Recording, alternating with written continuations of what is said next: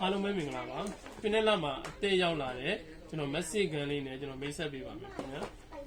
သူကပုံမှန်တာမန်ဆိုရင်ဖွင့်ထားလို့ရှိရင်မော်တာအားလေးကဒီလောက်ပဲသူ့ရဲ့မော်တာလေးက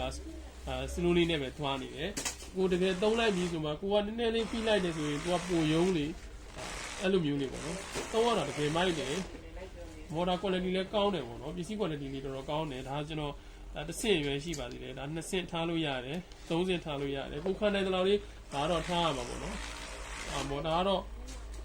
ဖိလေယုံလေဖိလေယုံလေပေါ့နော်မော်တာအားလေးကောင်းတယ်ကျွန်တော်နောက်တစ်မျိုးထပ်ဆန်းပြမယ်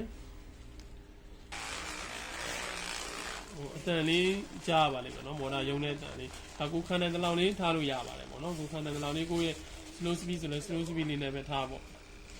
ဟိုပါလေးတောင်းနေတယ်ဆိုဟိုပါလေးနဲ့ဒီစီစီလေးဟိုကြိုက်တဲ့နေရာလေးတွေမှာတန်းစီပြီးတော့နှိပ်လို့ရတယ်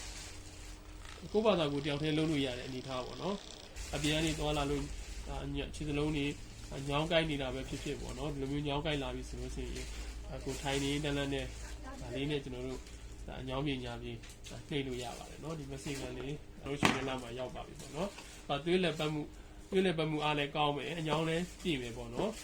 ဒါပို့ပါနဲ့သုံးလို့ရတဲ့ပစ္စည်းလေးပါခင်ဗျာရွှေနဲ့လက်မှာရောက်ပါပြီခင်ဗျာအားလုံးကိုကျေးဇူးတင်ပါတယ်